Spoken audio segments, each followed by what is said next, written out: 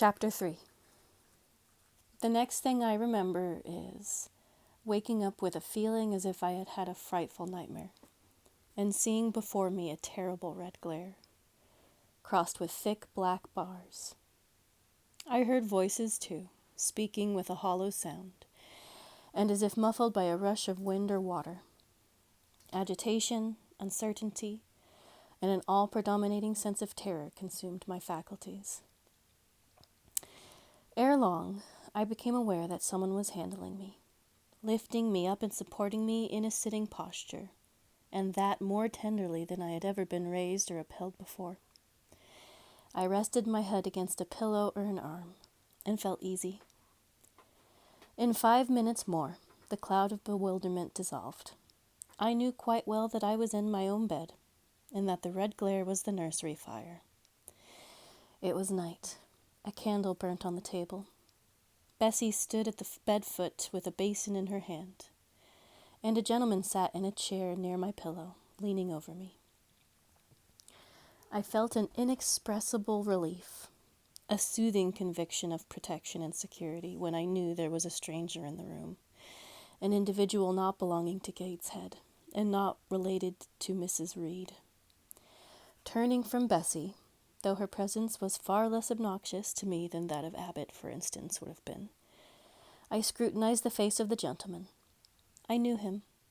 It was Mr. Lloyd, an apothecary, sometimes called in by Mrs. Reed when the servants were ailing. For herself and the children she employed a physician. "Well, who am I?" he asked. I pronounced his name, offering him at the same time my hand. He took it, smiling and saying, "We shall do very well by and by." Then he laid me down, and addressing Bessie, charged her to be very careful that I was not disturbed during the night. Having given some further directions, and intimated that he should call again the next day, he departed, to my grief. I felt so sheltered and befriended while he sat in the chair near my pillow. And as he closed the door after him, all the room darkened and my heart again sank. Inexpressible sadness weighed it down. "Do you feel as if you should sleep, miss?" asked Bessie, rather softly. Scarcely dared I answer her, for I feared the next sentence might be rough. "I will try." "Would you like to drink, or could you eat anything?" "No, thank you, Bessie." "Then I think I shall go to bed, for it is past 12 o'clock. But you may call me if you want anything in the night." Wonderful civility, this. It emboldened me to ask a question. "Bessie, what is the matter with me? Am I ill?" "You fell sick, I suppose, in the Red Room with crying. You'll be better soon, no doubt." Bessie went into the housemaid's apartment, which was near. I heard her say, "Sarah, come and sleep with me in the nursery. I daren't for my life be alone with that poor child tonight. She might die. It's such a strange thing she should have that fit. I wonder if she saw anything. Mrs. was rather too hard." Sarah came back with her. They both went to bed. They were whispering together for half an hour before they fell asleep. I caught scraps of their conversation, from which I was able only to distinctly to infer the main subject discussed. Something passed her, all dressed in white, and vanished. A great black dog behind him. 3 loud raps on the chamber door. A light in the churchyard just over his grave, etc., etc. At last they both slept. The fire and the candle went out. For me, the watches of that long night passed in ghastful wakefulness. Ear, eye, and mind were alike strained by dread. Such dread as children only can feel. No nerve or prolonged bodily illness followed this incident of the Red Room. It only gave my nerves a shock, of which I feel the reverberation to this day. Yes, Mrs. Reed, I owe to you some fearful pangs of mental suffering. but I ought to forgive you, for you knew not what you did. While rending my heartstrings, you thought you were only uprooting my bad propensities. Next day, by noon, I was up and dressed, and sat wrapped in a shawl by the nursery hearth. I felt physically weak and broken down, but my worst ailment was an unutterable wretchedness of mind, a wretchedness which kept drawing from me silent tears. No sooner had I wiped one salt drop from my cheek than another followed. Yet I thought I ought to have been happy, for none of the Reeds were here. They were all gone out in the carriage with their mamma.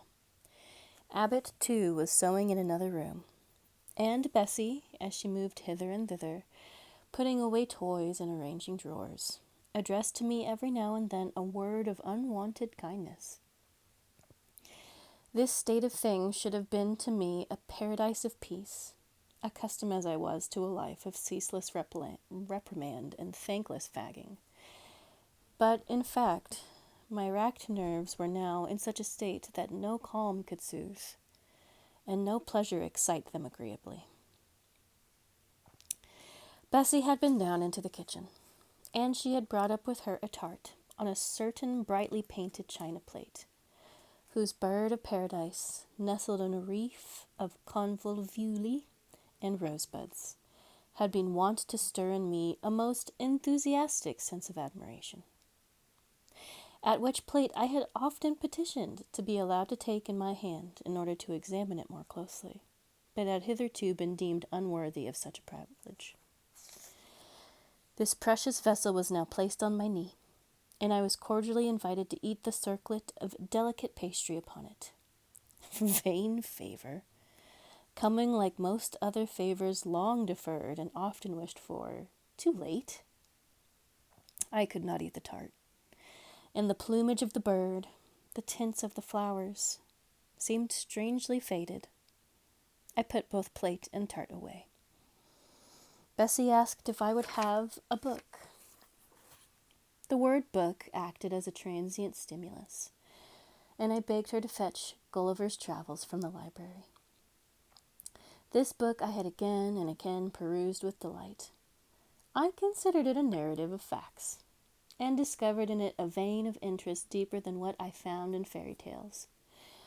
For as to the elves, having sought them in vain among foxglove leaves and bells, under mushrooms and beneath the ground ivy-mantling old wall nooks, I had at length made up my mind to the sad truth, that they were all gone out of England to some savage country where the woods were wilder and thicker, and the population more scant. Whereas Lilliput and Brobdingnag, being, in my creed, solid parts of the earth's surface, I doubted not that I might one day be taking a long voyage, see with my own eyes the little fields, houses, and trees, the diminutive people, the tiny cows, sheep, and birds of the one realm, and the cornfields forest high and mighty mastiffs of monster cats, the tower-like men and women of the other. Yet, when this cherished volume was now placed in my hands, when I turned over its leaves and sought in its marvelous pictures the charm I had, till now, never failed to find, all was eerie and dreary. The giants were gaunt goblins, the pygmies malevolent and fearful imps, Gulliver a most desolate wanderer in more dread and dangerous regions. I closed the book, which I dared no longer peruse, and put it on the table, besides the untasted tart. Bessie had now finished dusting and tidying the room, and having washed her hands, she opened a certain little drawer, full of splendid shreds of silk and satin, and began making a new bonnet for Georgiana's doll. Meantime, she sang. Her song was, "In the days when we went traveling, a long time ago." I had often heard the song before, and always with lively delight, for Bessie had a sweet voice, at least I thought so. But now, though her voice was still sweet, I found in its melody an indescribable sadness. Sometimes, preoccupied with her work, she sang the refrain very low, very lingering. A long time ago came out like the saddest cadence of a funeral hymn. She passed into another ballad, this time a really doleful one. My feet they are sore, and my limbs they are weary. Long is the way, and the mountains are wild. Soon will the twilight close moonless and dreary o'er the path of the poor orphan child. Why did they send me so far and so lonely, up where the moors spread and grey rocks are piled?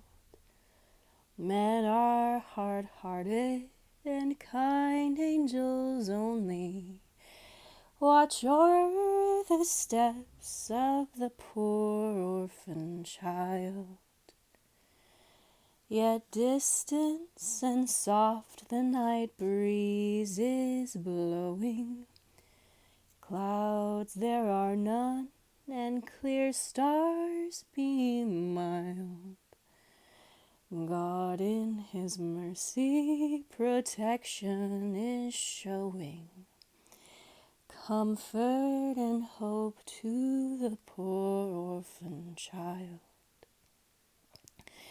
Ever should I fall o'er the broken bridge passing, or stray in the marches by false lights beguiled, still will my Father with promise and blessing take to his bosom the poor orphan child. There is a thought that for strength should avail me, though both of shelter and kindred despoiled. Heaven is a home and a rest will not fail me. God is a friend to that poor orphan child. Come, Miss Jane, don't cry, said Bessie as she finished. She might as well have said to the fire, don't burn. But how could she divine the morbid suffering to which I was a prey? In the course of the morning, Mr. Lloyd came again. What, up already? Said he as he entered the nursery. Well, nurse, how is she? Bessie answered that I was doing very well. Then she ought to look more cheerful. Come here, Miss Jane. Your name is Jane, is it not? Yes, sir. Jane Eyre. Well, you have been crying, Miss Jane Eyre. Can you tell me what about? Have you any pain? No, sir. Oh, I dare say she's crying because she could not go out with Mrs. in the carriage, interposed Bessie. Surely not. Why, she is too old for such pettishness. I thought so, too. And my self-esteem being wounded by the false charge, I answered promptly, I never cried for such a thing in my life. I hate going out in the carriage. I cry because I am miserable. Oh, fie, miss, said Bessie. The good apothecary appeared a little puzzled. I was standing before him. He fixed his eyes on me very steadily. His eyes were small and grey, not very bright, but I dare say I should have thought them shrewd now. He had a hard-featured yet good-natured looking face. Having considered me at leisure, he said, What made you ill yesterday? She had a fall, said Bessie, again putting in her word. Fall? Why, that is like a baby again. Can't she manage to walk at her age? She must be 8 or 9 years old. I was knocked down, was the blunt explanation, jerked out of me by another pang of mortified pride.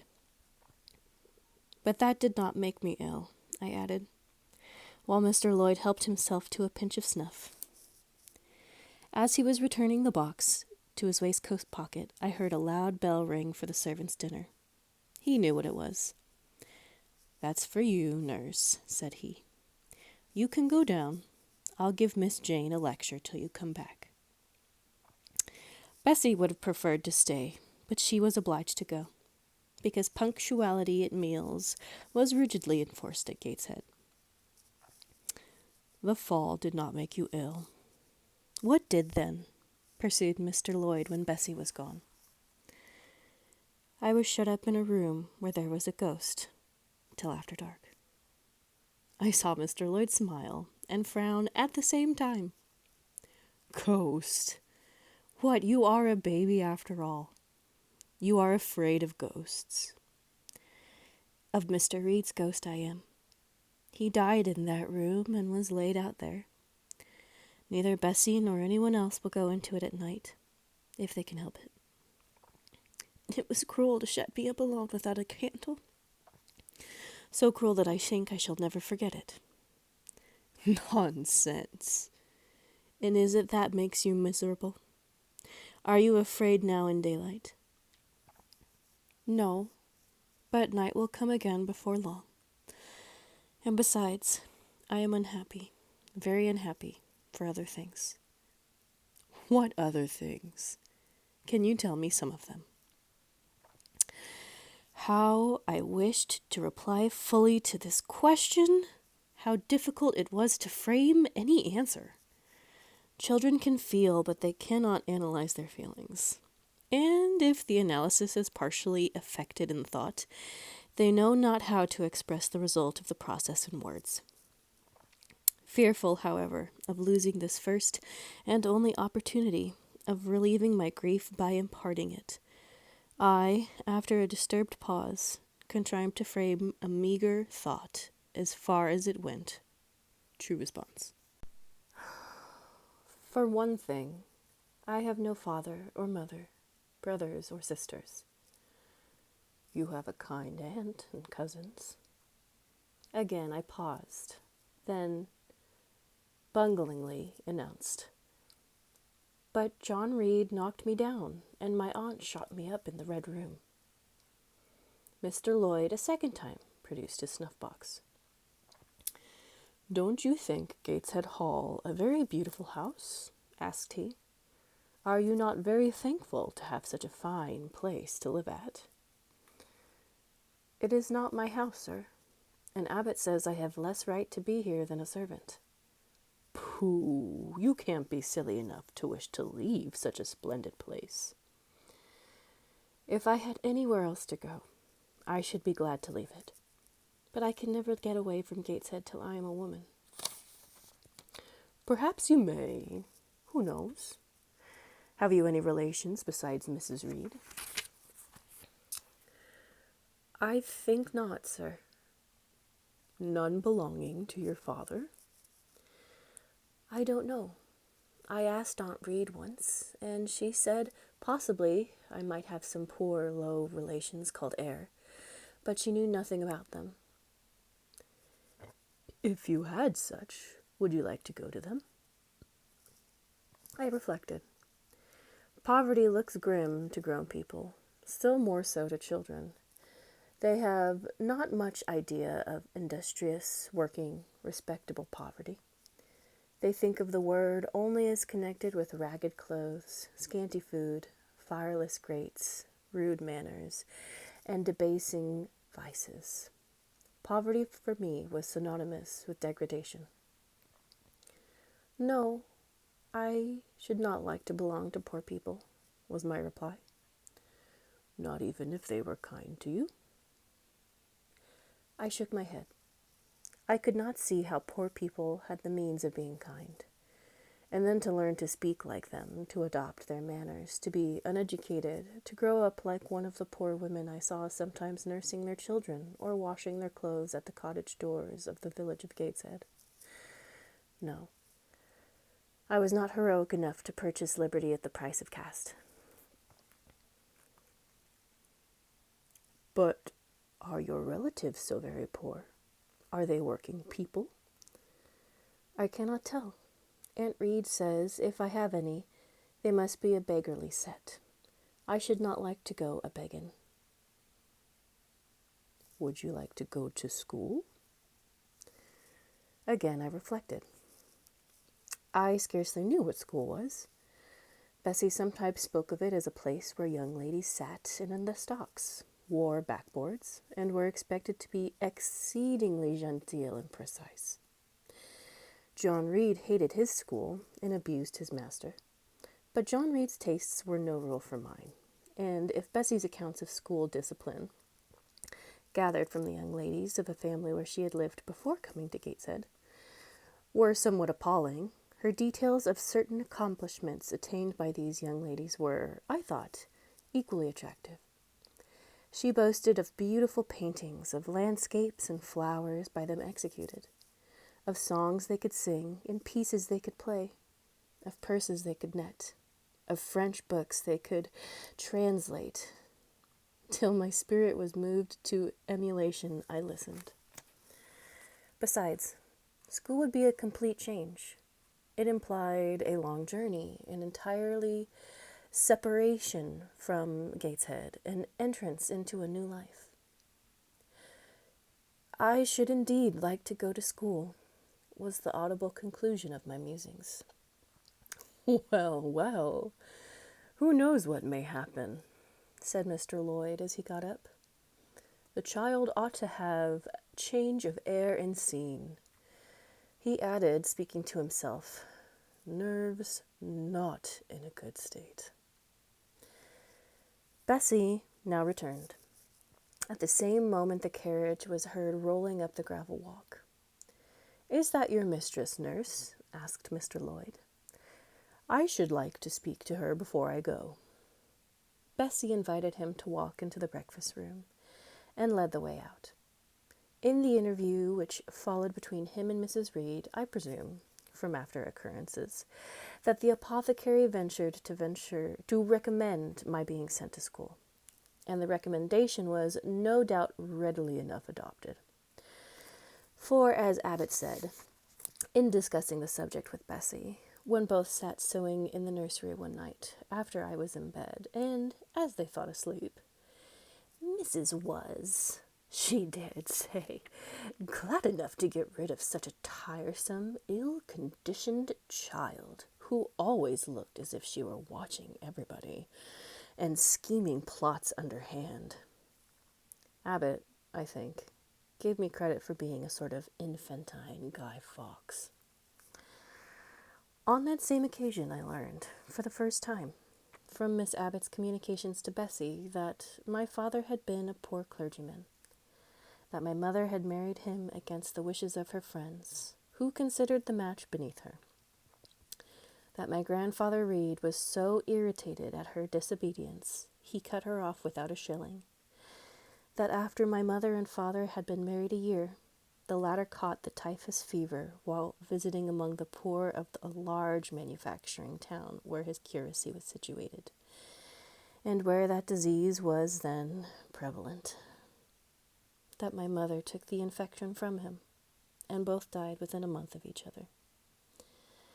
Bessie, when she heard this narrative, sighed and said, "Poor Miss Jane is to be pitied too, Abbot." "Yes," responded Abbot, "if she were a nice, pretty child, one might compassionate her forlornness.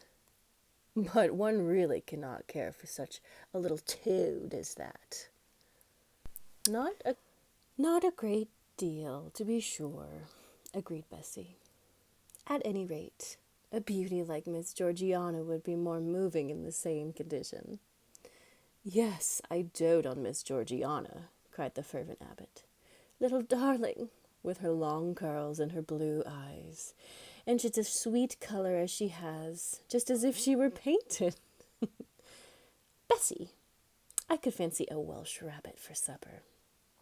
"Oh, so could I, with a roast onion. Come, we'll go down." They went,